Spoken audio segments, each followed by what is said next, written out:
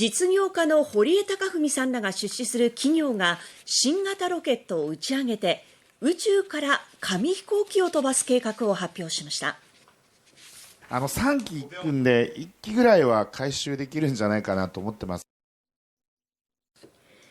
ベンチャー企業のインターステラテクノロジーズは新型ロケットを打ち上げ、高度100キロの宇宙空間から紙飛行機を飛ばすプロジェクトを発表しました。堀江さんは、うまくいけば今後はカメラを搭載して飛ばしたいと語りました。紙飛行機は軽く、大気圏に突入するときにはマッハ7以下となり、